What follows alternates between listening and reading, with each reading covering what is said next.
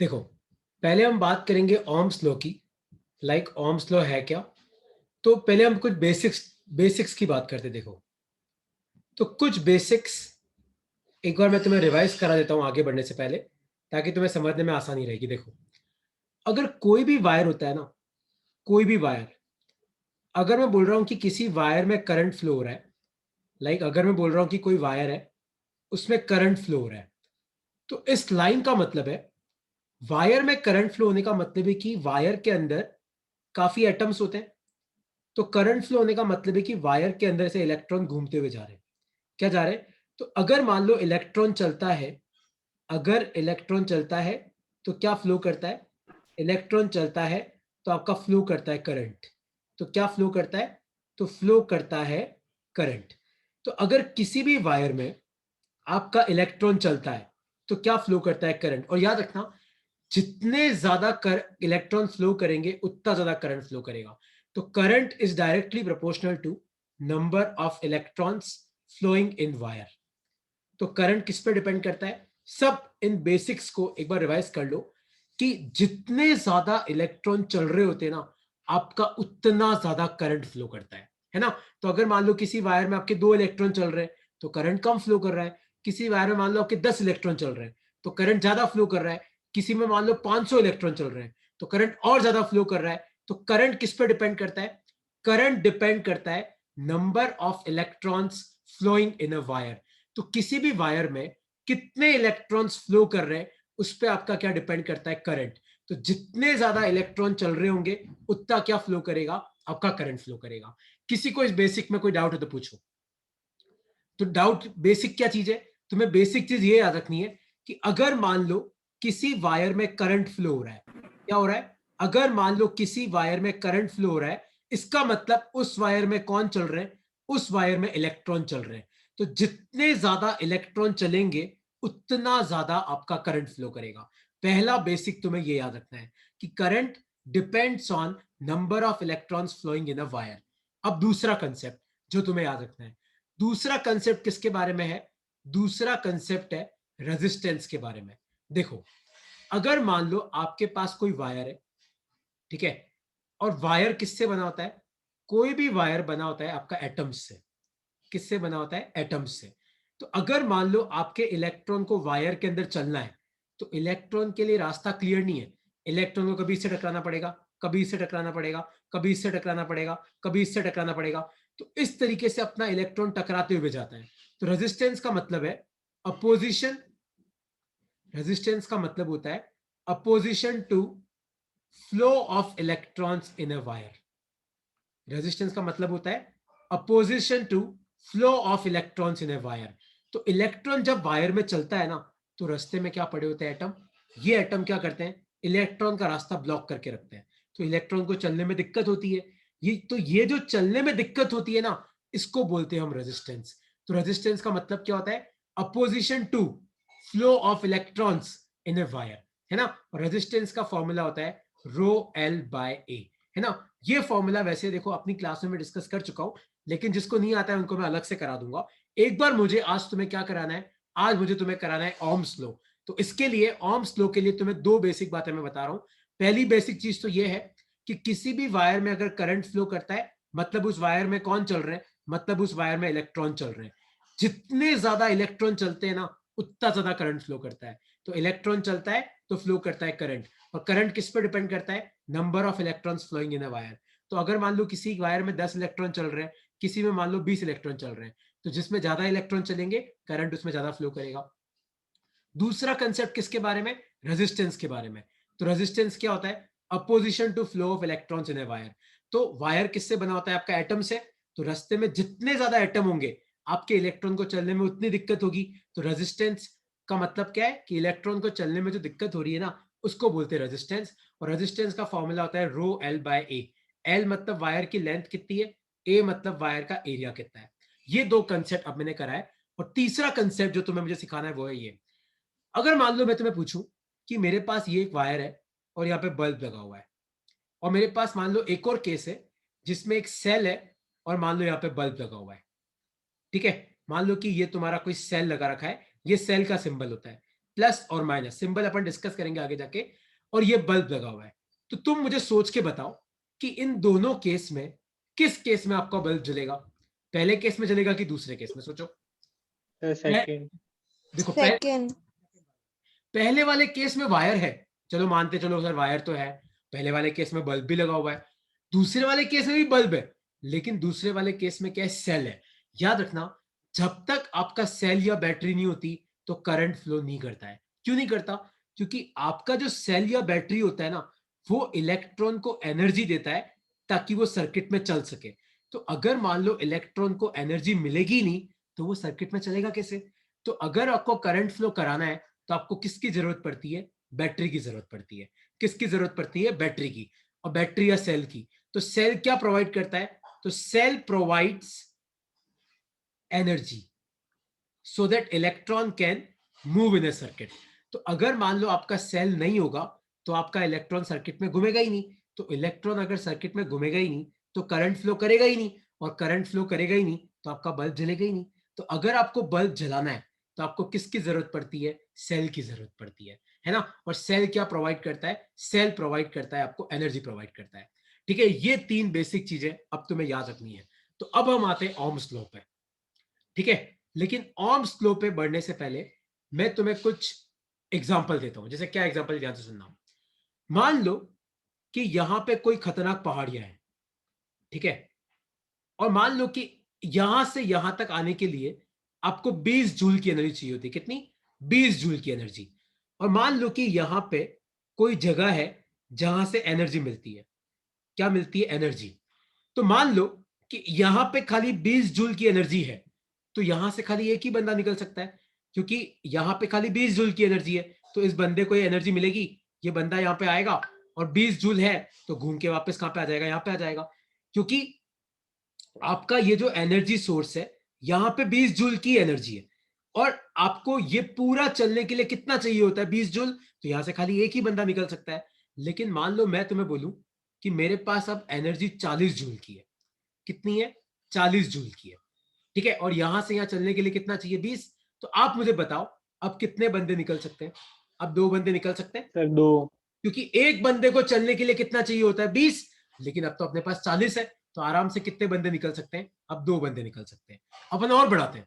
मान लो कि अपना एनर्जी सोर्स है, मान लो वो 100 जूल का है। कितने जूल का है? 100 जूल का है। और अब अपने को चलने के लिए कितना चाहिए? मान लो मैं तुम्हें बोलूं कि तुम्हें ये पूरा पाथ क्रॉस करना है, 20 जूल चाहिए। तो अब मुझे बताओ कि यहां से कितने बंदे निकल सकते हैं? 5 निकल सकते हैं आराम से, कि नहीं निकल सकते? क्योंकि अब 100 जूल है, यस सर। तो मतलब 5 निकल सकते हैं। अगर ये मैं बोलूं कि मान लो यहाँ पे 200 जूल है तो 10 निकल सकते हैं। मैं बोलूं कि मान लो यहाँ पे 2000 जूल है तो 100 निकल सकते हैं। तो इसका मतलब क्या है? जैसे जैसे आप ये एनर्जी सोर्स की वैल्यू बढ़ाते हो, वैसे वैसे क्या बढ़ते हैं? नंबर ऑफ बंदे बढ़ते जाते हैं। तो आपकी इलेक्ट्रिक सर्किट भी ऐसे ही काम करती है। तो इलेक्ट्रिक सर्किट में क्या होता है? एक आपका रेजिस्टेंस होता है, नीचे एक बैटरी होती है, और बैटरी का पोटेंशियल होता है वी। पोटेंशियल का मतलब है कि बैटरी कितनी ताकत दे सकती है ना।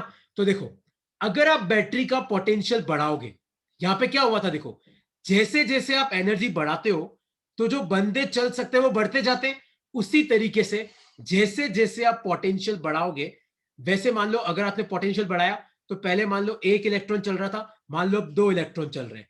तो जैसे जैसे आप पोटेंशियल बढ़ाते हो वैसे नंबर ऑफ इलेक्ट्रॉन्स बढ़ते जाते हैं। और मैंने तुम्हें क्या सिखाया कि करंट किस पे डिपेंड करता है? कितने इलेक्ट्रॉन्स चल रहे हैं। करंट किस पे डिपेंड करता है? कितने इलेक्ट्रॉन्स चल रहे हैं। तो जैसे जैसे तुम बैटरी का पोटेंशियल बढ़ाते हो उतने ज्यादा इलेक्ट्रॉन चलेंगे, और जितने ज्यादा इलेक्ट्रॉन चलेंगे आपका उतना ज्यादा करंट फ्लो करेगा। आया तुम्हें समझ में कि नहीं समझ में आया? तो वापस सब ध्यान से सुनना।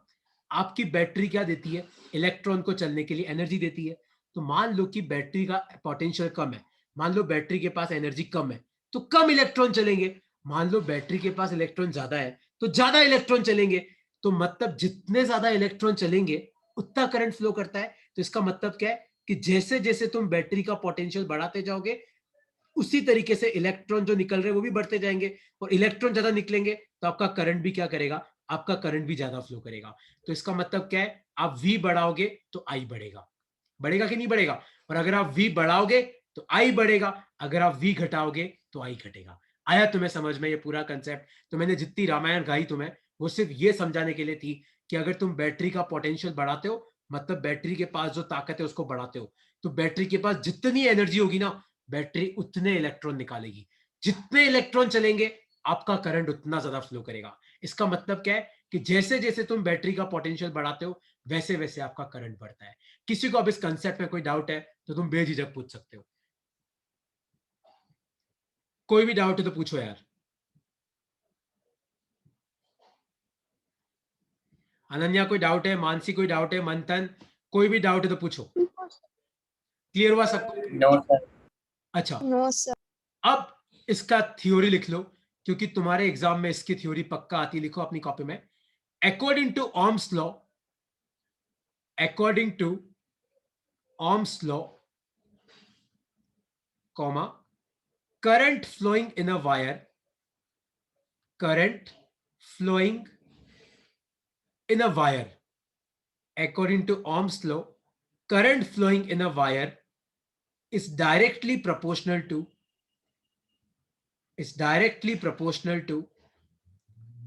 potential difference across the wire, is directly proportional to potential difference across the wire. तो Ohm's law क्या बोलता है? Ohm's law ये बोलता है कि according to Ohm's law, current flowing in a wire, किसी भी वायर में कितना करंट फ्लो करता है is directly proportional to potential difference across the wire. तो करंट इस पे डिपेंड करता है कि आपने कितने ज्यादा पोटेंशियल की बैटरी लगा रखी है। अगर आपने ज्यादा पोटेंशियल की बैटरी लगा रखी है मतलब ज्यादा इलेक्ट्रॉन चलेंगे, ज्यादा इलेक्ट्रॉन चलेंगे मतलब करंट ज्यादा फ्लो करेगा। तो तुम्हें कैसे लिखना है? ऐसे, I directly proportional to V, मतलब वी बढ़ाओगे तो आई बढ़ेगा, वी घटाओगे तो आई घटेगा। क्योंकि अगर तुम पोटेंशियल डिफरेंस बढ़ाओगे मतलब बैटरी के पास पावर ज्यादा है तो आपका करंट ज्यादा निकलेगा। अगर तुम पोटेंशियल डिफरेंस घटाओगे तो करंट कम निकलेगा। इसको अपन ऐसे भी लिख सकते हैं, वी डायरेक्टली प्रोपोर्शनल टू आई, और इस प्रोपोर्शन को रिप्लेस करके हम लिखते हैं आई आर, और आर को बोलते हैं हम रेजिस्टेंस। लिख लो अपनी कॉपी में, लिख लो। और याद रखना फिजिक्स में आप जब भी प्रपोर्शन को हटा के कोई कांस्टेंट लगाते हो ना, ये जो लाइन बोल रहा हूं बहुत इंपॉर्टेंट है। अब जब भी प्रपोर्शन को हटा के कोई कांस्टेंट लगाते हो ना तो इस कांस्टेंट को इन लोगों से कोई मतलब नहीं है। मतलब अगर मान लो तुम्हारे एग्जाम में आ जाए कि बताओ वी बढ़ाने पे आर पे क्या फर्क पड़ा, कोई फर्क नहीं पड़ा।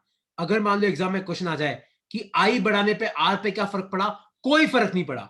अगर आप जब भी प्रपोर्शन, ये इसको बोलते हैं प्रपोर्शन, जब भी प्रपोर्शन हटा के आप इक्वल टू लगाते हो ना तो आपको एक कांस्टेंट लगाना पड़ता है। इस कांस्टेंट को इन लोगों से कोई मतलब नहीं है। तो आप v बढ़ाओगे तो i बढ़ेगा, आप v घटाओगे तो i घटेगा। r पे कोई फर्क नहीं पड़ेगा दूर दूर तक। आया तुम्हें समझ में? तो लिख लो अपनी कॉपी में। तो ओम्स लॉ क्या बोलता है? ओम्स लॉ ये बोलता है कि तुम किसी भी वायर के अक्रॉस अगर पोटेंशियल डिफरेंस बढ़ाते हो तो उस वायर में करंट बढ़ता है। अगर तुम किसी भी वायर के अक्रॉस पोटेंशियल डिफरेंस घटाते हो तो वायर में करंट घटता है। तो according to Ohm's law, current flowing in a wire is directly proportional to potential difference across the wire, assuming, फिर इसको आगे पूरा कर लेना, assuming resistance is constant, assuming resistance is constant। ठीक है, क्योंकि यहाँ पे रेजिस्टेंस क्या है? कांस्टेंट है। क्योंकि तुम v बढ़ाओगे तो i बढ़ेगा, v घटाओगे तो i घटेगा, r पे कोई फर्क नहीं पड़ेगा। लिख लो अपनी कॉपी में। और अब तक कोई डाउट है तो पूछो, क्योंकि ये स्लाइड जो अभी तुम देख रहे हो यार यहां से बहुत क्वेश्चन आते हैं, बहुत ज्यादा। लिख लो, फिर मैं तुम्हें इसके न्यूमेरिकल करना सिखाता हूं।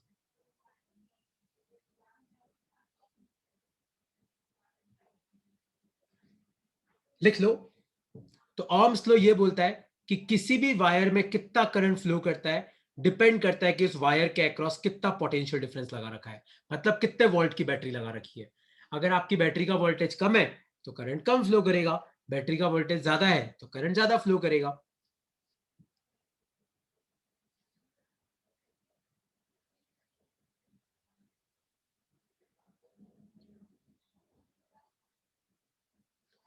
ठीक है, तो देखो मैं ओम्स लॉ वापस लिख रहा हूं, अब तुम समझना। मैं एक बार ओम्स लॉ वापस लिख रहा हूं। तो ओम्स लॉ बेसिकली क्या होता है? V equal to I R, बहुत इंपॉर्टेंट इक्वेशन है। V का मतलब होता है पोटेंशियल डिफरेंस। V का मतलब क्या होता है? पोटेंशियल डिफरेंस, और V को डिनोट करते हैं वोल्ट से। I का मतलब होता है कितना करंट फ्लो कर रहा है, I की यूनिट होती है एम्पियर। R का मतलब रेजिस्टेंस कितना है, R का मतलब क्या है कि रेजिस्टेंस कितना है, और इसकी यूनिट होती है ओम, OHM, ओम। लिख लो अपनी कॉपी में। तो तुम्हें पता है क्वेश्चन पढ़ के पता पड़ना चाहिए कि साला क्वेश्चन में दे क्या रखा है। पता पड़ा क्वेश्चन पढ़ के पता ही नहीं पड़ा दे क्या रखा है, तो करोगे क्या।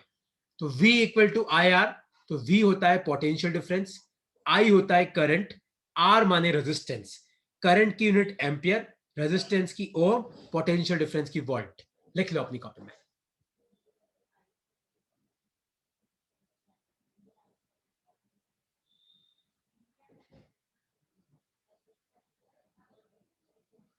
ठीक है, अब तुम ध्यान से सुनो। तो पहले एक क्वेश्चन मैं कर रहा हूं, अगला क्वेश्चन तुम्हें करना है, ठीक है। तो देखो, मान लो कि ये कोई वायर है,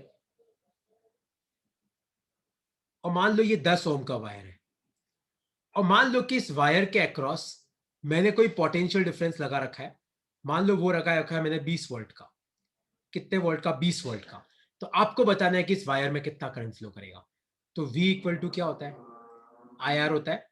कितना पोटेंशियल डिफरेंस लगा रखा है, 20 वोल्ट का।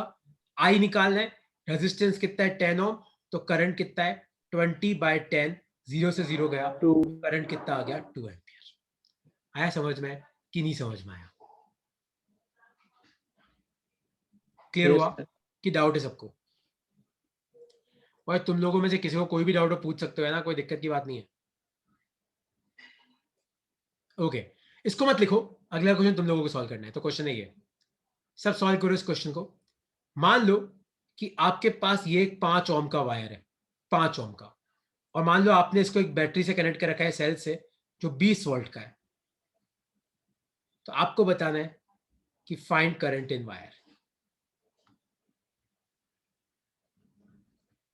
सोचो क्या होगा इसका आंसर, सब कॉपी में लिखो, ट्राई करो क्या आएगा इसका आंसर। Sir 4 ampere. कितना आएगा देखो, कितना पोटेंशियल डिफरेंस है, 20 वोल्ट, कितना रेजिस्टेंस लगा रखा है, 5 ओम। तो ओम्स लो पुट करो, V equal to I R. कितना पोटेंशियल डिफरेंस है, 20 वोल्ट, करंट निकालना है, R कितना है, 5। तो I कितना आ जाएगा, 20/5। तो 5 जा, तो आंसर कितना आएगा, 4 एम्पियर। ये आ गया तुम्हारा आंसर। कोई डाउट है इसमें तो पूछ सकते हो आप। No sir. किसी को कोई डाउट तो नहीं है। अच्छा, अब कोई डाउट नहीं। देखो यार, तुम्हारा लेवल उठाना पड़ेगा ना, क्योंकि ये जो क्वेश्चन कर रहे हैं ये तो 6ठी क्लास के लेवल के हैं, अपन तो 10वीं क्लास में। अब देखो, अब तुम्हारा लेवल उठाते हैं। एक सेकंड रुक जाना है ना, just give me 1 minute. Okay, तो अब एक क्वेश्चन मैं कर रहा हूं, पहले तुम सब समझना है इस क्वेश्चन को, ठीक है। तो क्वेश्चन ये है, if potential difference of if potential difference of 20 volt is applied. कितना लगाया, if potential difference of 20 volt is applied across a wire, comma, current is 2 ampere, ठीक है। find current when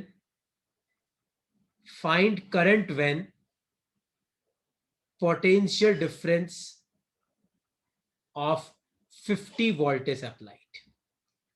तो क्वेश्चन क्या है, क्वेश्चन ये बोल रहा है कि if potential difference of 20 volt is applied across a wire, current is 2 ampere। तो क्वेश्चन का पहला पार्ट देखो, अपन सॉल्व करते हैं। तो पहला पार्ट क्या बोल रहा है कि मैंने 20 वोल्ट का पोटेंशियल लगाया, तो मैंने देखा कि करंट कितना है, 2 एम्पियर। तो अपन देखो पहले ओम्स लॉ पुट करते हैं, आर निकाल लेते हैं। तो V इक्वल टू क्या आएगा, आई आर। V कितना है, 20, आई तो आई कितना दे रखा है, 2 इंटू आर। तो 2 को नीचे भेजो तो R कितना हो जाएगा, 20/2। तो ये कितना हो गया, 10 ओम। आया समझ में। तो मतलब इस वायर का रेजिस्टेंस कितना है, 10 ओम। क्योंकि देखो क्वेश्चन का पहला पार्ट क्या बोल रहा है कि if potential difference of 20 volt is applied, current is 2 ampere। अब दूसरा क्वेश्चन का दूसरा part, find current when potential difference of 50 volt is applied। अब दूसरा पार्ट के लिए वापस, अब पोटेंशियल डिफरेंस कितना है, 50 वोल्ट, और रेजिस्टेंस तो अपन निकाल चुके हैं, कितनी है, 10 ओम। क्योंकि मैं तुम्हें क्या कहा था, तुम V और I के साथ जो करना है कर लो, R पे कोई फर्क नहीं पड़ता, R तो उतना ही रहेगा। तो देखो R तो उतना ही है। अब आपको बताना है करंट कितना है, तो वापस ओम्स लॉ पुट करो, V equal to I R, तो V कितना है 50, I कितना है, I तो निकालना है, और R कितना है 10, तो 0 से 0 गया, तो करंट कितना आ गया आपका 5 एम्पियर। आया समझ में कि नहीं समझ में आया? किसी को इस क्वेश्चन में कोई डाउट है तो पूछो। इस क्वेश्चन में मैंने एक बहुत इंपॉर्टेंट कंसेप्ट यूज किया। कौन सा कंसेप्ट? कि R रिमेन्स कांस्टेंट, क्योंकि R को इससे कोई मतलब नहीं है कि तुम V कितना बढ़ा रहे हो कितना घटा रहे हो, R कांस्टेंट रहता है ना। तो अगर आपने 20 वोल्ट का पोटेंशियल लगाया तो 2 एम्पियर करंट फ्लो किया, तो मैंने ohms लगाया V equal to I R, और यहां से मैंने R निकाल लिया। फिर मैंने क्या बोला, फिर क्वेश्चन बोलता है कि यार मैंने 50 वोल्ट का पोटेंशियल लगाओ, तो बताओ कितना करंट फ्लो करेगा। तो 50 वोल्ट है, R है, तो वापस ohms लॉ पुट करो, ये आ गया आपका करंट। ठीक है, कोई डाउट है तो पूछो इसमें। No sir. ठीक है, अब अगला क्वेश्चन तुम्हें करना है। ऐसा तुम बोलना मत, तुम्हें अगर आ जाए तो चैट बॉक्स में टाइप कर देना। तो क्वेश्चन है ये, if 10 volt of potential difference is applied across a wire, 2 ampere current flows in the wire. कितना फ्लो करता है? 2 ampere. Find current when 30 volt is applied across same wire, is applied across same wire. Also find resistance. Try करो सब लोग, क्या answer आएगा इसका। और अब आपको रेजिस्टेंस ही फाइंड करना है। Also find resistance. लगाओ सब दिमाग लगाओ, सोचो क्या होगा इसका आंसर। तो अगर आप रेजिस्टेंस हाइट हाँ, अरे बोलना नहीं है, ये लिखो लिखो, ये तुम बोलोगे यार सब डिस्टर्ब हो जाते, फिर मैं बाद में सॉल्व करूंगा ना। वैसे भी 10 वोल्ट का पोटेंशियल लगाया तो 2 एम्पियर करंट फ्लो कर रहा है। आपको बताना है कि अगर मैंने 30 वोल्ट का लगाया तो कितना करंट फ्लो करेगा, और फिर आपको मुझे रेजिस्टेंस भी निकाल के बतानी है।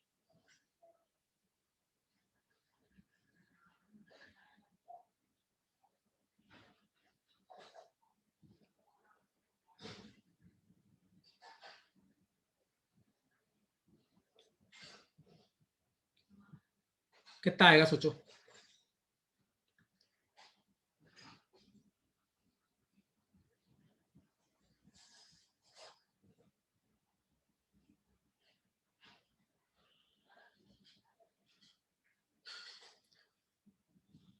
दस वोल्ट का पोटेंशियल लगाया तो 2 एम्पियर करंट फ्लो किया, तो V equal to I R. 10 volt का पोटेंशियल लगाया तो 2 एम्पियर करंट फ्लो किया, तो R कितना आ जाएगा? 10/2 कितना आ जाएगा? 5 ओम। ये तो R आ गया अपना, कोई डाउट तो नहीं R कैसे आया। अब क्वेश्चन का दूसरा part, find current when 30 volt is applied. साला आप मैंने पोटेंशियल कितना कर दिया? 30 वोल्ट, पर रेजिस्टेंस तो उतना ही रहेगा। कितना रहेगा? 5 ओम। तो आपको बताना है कि करंट कितना है। तो V इक्वल टू क्या होता है? आई आर। तो V कितना है अब? 30। I कितना है निकालना है, R कितना है? 5। तो करंट कितना आ जाएगा? 30/5। ये कितना आ जाएगा? 6 एम्पियर। आया सबका कि नहीं समझ में आया? तुम में से अब किसी को Yes, sir. के क्वेश्चन करने में कोई डाउट है तो पूछ सकते हो यार। किसी को कोई भी डाउट है तो तुम मुझे बेझिझक पूछो कि सर ये नहीं समझ में आया, आप वापस बता दो। कोई नहीं, आज की क्लास खाली ohms लॉ पे हो जाएगी तो भी चलेगा मुझे। मेरे को किसी ग्राफ ही कराना है, तो मेरे को कुछ नहीं कराना है आज। कुछ भी डाउट है तो पूछो। ओके, तो कोई डाउट नहीं है, तो अब इस क्वेश्चन को तुम्हें सॉल्व करना है। ये डाउट है क्या? किसी को पूछो, डाउट है तो।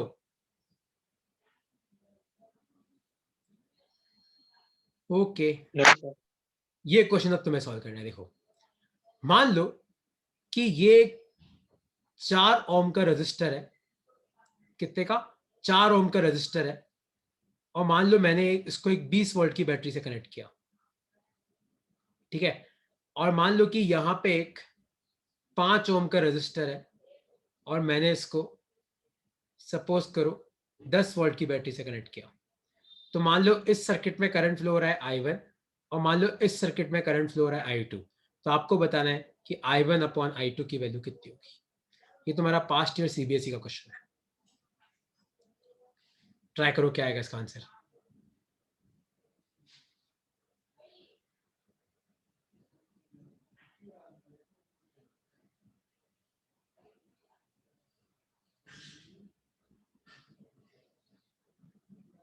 सोचो, लगाओ सब दिमाग, क्या आएगा इसका आंसर। तुम्हारे पास दो सर्किट है, ये पहली सर्किट है ए, ये दूसरी सर्किट है बी। तो क्वेश्चन ये है, आपने 20 वोल्ट की बैटरी से 4 ओम का रजिस्टर लगाया, तो उसमें करंट फ्लो हो रहा है I1। दूसरी सर्किट में आपने 10 वोल्ट की बैटरी से 5 ओम का रजिस्टर लगाया, इसमें करंट फ्लो हो रहा है I2। तो आपको बताना है कि I1 अपॉन I2 का रेशो क्या होगा। तो तुम्हें क्या लगाना है, तुम्हें लगाना है ओम्स लॉ। पहले अपन इस सर्किट में ओम्स लॉ लगाते हैं। तो ओम्स लॉ क्या बोलता है, ओम्स लॉ बोलता है कि भैया V इक्वल टू क्या होता है, IR। तो पहली सर्किट में V कितना है 20, I तो नहीं पता है, मान लो I कितना है I1, और रेजिस्टेंस कितनी है 4। तो करंट कितना फ्लो करेगा, वो फ्लो करेगा 20/4। तो ये कितना आ जाएगा 5 एम्पियर। ये आ गया पहले में।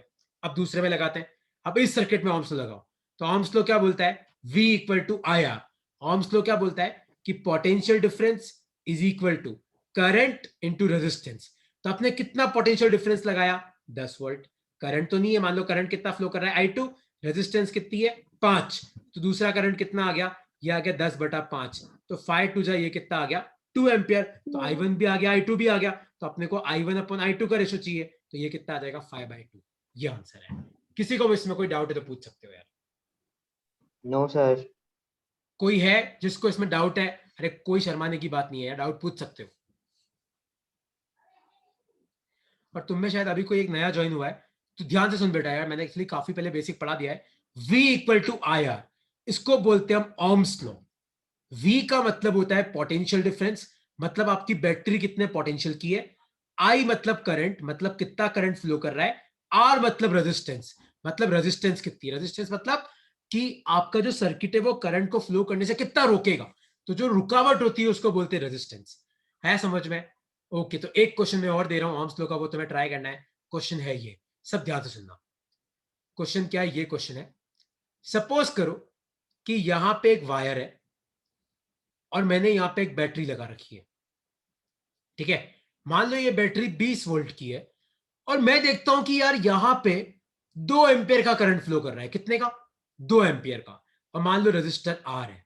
तो क्वेश्चन ये है, find current when, find current when same wire, find current when same wire is connected with 40 volt. तो देखो 20 वोल्ट से मैंने ये रजिस्टर लगाया आर, तो करंट फ्लो कर रहा है 2 एम्पियर। आपको बताना है कि मैंने इस सेम वायर को, जिसका रेजिस्टेंस आर है, मैंने कनेक्ट किया एक 40 वोल्ट की बैटरी से।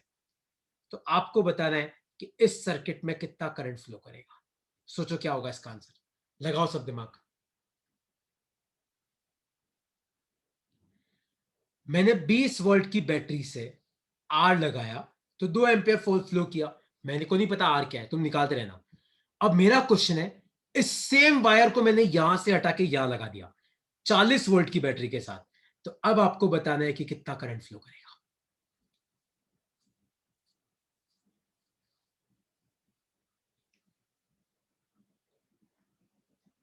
सोचो, आपको लगाना है ओम्स लॉ।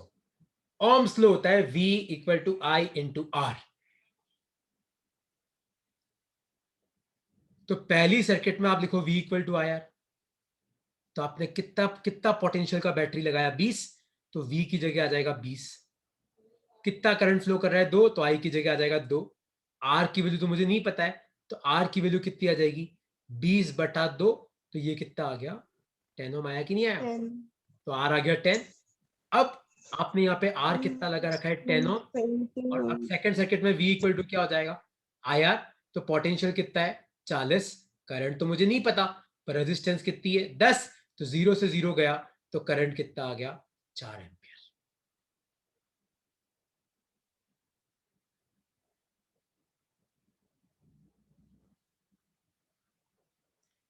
किसी को इसमें कोई डाउट है तो तुम मुझे पूछ सकते हो कि सर यार ये बिल्कुल समझ में नहीं आ रहा है, वापस बता दो। कोई है ऐसा तो पूछो।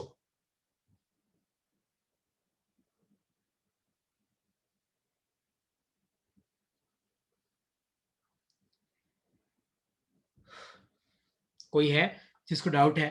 तो देखो ये ओम्स लॉ है, तो ohms law क्या बोलता है, मैं तुम्हें एक बार रिवाइज करा देता हूं वापस, और फिर अपन ग्राफ बना के और क्लास खत्म करेंगे। तो ohms law ये बोलता है कि आप जितने ज्यादा पोटेंशियल की बैटरी लगाओगे आपके सर्किट में उतना ज्यादा करंट फ्लो करेगा। मतलब जितना ज्यादा बैटरी का पोटेंशियल होगा आपका करंट उतना फ्लो करेगा। तो मतलब I proportional to V, proportion का मतलब है V बढ़ेगा तो I बढ़ेगा, V घटेगा तो I घटेगा। इसको अपन ऐसे भी लिख सकते हैं, V directly proportional to I, और प्रोपोर्शन को हटा के हमें कांस्टेंट लगाते R, V equal to IR। ये होता है तुम्हारा ohms law। अगर मान लो तुमने गलती से नहीं लिखा है तो मैं ये जो मैंने तुम्हें पढ़ाया है ना, इसकी PDF बना के मैं तुम्हें भेज दूंगा, तुम वहां से कॉपी कर लेना। ये सारे क्वेश्चन तुम्हारे पास अभी आ जाएंगे, ये पूरे नोट्स में तुम्हें भेज दूंगा। तो ये होता है ohms law। अब फाइनली ohms law का ग्राफ कैसा होता है, अब तुम सब ध्यान से देखना, बहुत इंपॉर्टेंट है, लिखो अपनी कॉपी में, graph of ohms law। ohms law का ग्राफ कैसे बनाते हैं, तो याद रखना कि तुम्हें y एक्सिस पे तो v लेना है, x एक्सिस पे I लेना है। तो y एक्सिस पे क्या आता है, पोटेंशियल डिफरेंस आता है, और x एक्सिस पे क्या आता है, करंट आता है, और v इक्वल टू IR का ग्राफ ऐसा बनता है इस तरीके से। तो ये आपका v इक्वल टू IR का ग्राफ है, स्ट्रेट लाइन। तो इसका मतलब क्या है, देखो जैसे जैसे तुम v बढ़ाते जाओगे उससे जैसे आपका I भी बढ़ता जाएगा। तो ये आपका ohms law का ग्राफ है, v इक्वल टू IR का। तो vi, तो ohms law का ग्राफ कैसा होता है, एक स्ट्रेट लाइन होता है इस तरीके से, है ना। अब कई बार पता है एग्जाम में ऐसे क्वेश्चंस आते हैं ग्राफ के। कैसे क्वेश्चन आते हैं, क्वेश्चन ऐसे आते हैं कि यार मैंने पता है 2 वायर का ग्राफ बनाया, एक का ग्राफ तो ऐसा बना, एक का ग्राफ ऐसा बना। तो मान लो इसकी रेजिस्टेंस R1 है, इसकी रेजिस्टेंस R2 है, तो बताओ किसकी रेजिस्टेंस ज्यादा है। तो याद रखना, देखो R1 के लिए मान लो एंगल है θ1, और R2 के लिए मान लो एंगल है θ2। ध्यान से देखो, θ2 ग्रेटर देन θ1 है, तो याद रखना R2 will be greater than R1। बहुत फेमस क्वेश्चन है ये, कि आपको ऐसे VI ग्राफ दे देते हैं और दो रेजिस्टेंस दे देते हैं R1 R2, फिर आपको पूछा जाता है कि बताओ इनमें से कौन सी रेजिस्टेंस ज्यादा है। तो आपको क्या करना है, इस ग्राफ को देखना है। तो जिसका एंगल ज्यादा होगा, देखो ये θ1 है, θ2 है, तो जिसका एंगल ज्यादा होगा उसकी रेजिस्टेंस ज्यादा होगी। आया समझ में। और यहाँ पे एक लाइन लिख लेना, जो तुम आगे जाकर मैथ्स में पढ़ोगे ट्रिग्नोमेट्री में, लाइन लिख लेना कि स्लोप ऑफ VI ग्राफ इस रेजिस्टेंस। इसको लिख लेना, तुम्हें अभी ये स्टेटमेंट समझ में नहीं आएगा शायद, तुम इस साल पढ़ोगे कि स्लोप का मतलब होता क्या है, पर एक लाइन लिख लेना कि स्लोप ऑफ VI ग्राफ इस रेजिस्टेंस। ठीक है। तो ohms law का ग्राफ कैसा बनता है, V और I का, ऐसे स्ट्रेट लाइन। तो जैसे जैसे तुम पोटेंशियल बढ़ाओगे वैसे वैसे आपका करंट भी बढ़ता जाता है। तो V डायरेक्टली प्रोपोर्शनल टू क्या होता है, I होता है। तो प्रोपोर्शन को रिप्लेस किससे करते हैं हम, R से, तो V इक्वल टू क्या हो जाता है, IR हो जाता है। ठीक है। और VI ग्राफ कैसा बनता है, इस तरीके से बनता है। तो जिसका एंगल ज्यादा उसकी रेजिस्टेंस ज्यादा, जिसका एंगल कम उसकी रेजिस्टेंस कम। ठीक है। जैसे मान लो कि एक और चीज समझ लो यहाँ पे, जैसे मान लो कि मैं तुम्हें पूछ लूं ये वाला क्वेश्चन, सब ध्यान से देखना। मान लो कि तुम्हारे एग्जाम में ऐसा क्वेश्चन आता है कि ये V है, ये I है, और तुम्हें ऐसे दे रखा है कि यहाँ पे 2 एम्पियर दे रखा है और यहाँ पे दे रखा है 10 वोल्ट, और पूछा जाए कि बताओ इस वायर की रेजिस्टेंस कितनी होगी। तो V इक्वल टू क्या होता है, IR होता है। तो कितना पोटेंशियल दे रखा है, 10 वोल्ट, कितना करंट दे रखा है, 2 एम्पियर इंटू R। तो आपकी रेजिस्टेंस क्या हो जाएगी, 10/2, तो ये कितना आ जाएगा, 5। तो ग्राफ से अपन न्यूमेरिकल ऐसे करते हैं। तो 2 एम्पियर मतलब एम्पियर किसकी यूनिट है, करंट की, वोल्टेज किस यूनिट है, पोटेंशियल डिफरेंस की। तो अगर ऐसे क्वेश्चन आ जाए तो आप कर सकते हो। तो V equal to IR, V put करना, और I दे रखा है तो आपको क्या मिल जाएगा, R मिल जाएगा। ठीक है। ऐसे क्वेश्चन आते हैं। तो अब तुम्हारा काम क्या है, ध्यान से देखो। एक तो मैं तुम्हें ये सारे नोट्स भेज रहा हूँ, वो अपनी कॉपी में लिख लेना। जो न्यूमेरिकल मैंने प्रैक्टिस करा है वो भी लिख लेना, और कुछ क्वेश्चंस मैं तुम्हें प्रैक्टिस के लिए भेज रहा हूँ, वो तुम्हें सॉल्व करने हैं। और जो तो क्वेश्चन तुम्हें नहीं आया ना, उसका स्क्रीनशॉट मुझे भेज दियो, ताकि अपन अगली क्लास में क्या करेंगे, मैं PPT में चिपका दूंगा उस क्वेश्चन को, ताकि अपन क्लास में सॉल्व कर लेंगे। ठीक है। और तुम्हें कोई डाउट है तो तुम मुझे मैसेज कर देना। ठीक है। चलो यार, अपन परसों मिलते हैं सेम टाइम पे, है ना। सर टाइमिंग चेंज नहीं हो सकती? टाइमिंग मतलब अपन मैसेज पे बात कर लेते, ठीक है। किसी को इस ओके टाइम से दिक्कत है या किसी का ये टाइम ब्लॉक है तो मुझे एक बार मैसेज कर देना, है ना। एक बार मुझे मैसेज कर दियो तुम लोग, ठीक है। चलो ओके यार, bye bye, tata. Bye sir, thank thank you sir. Bye bye.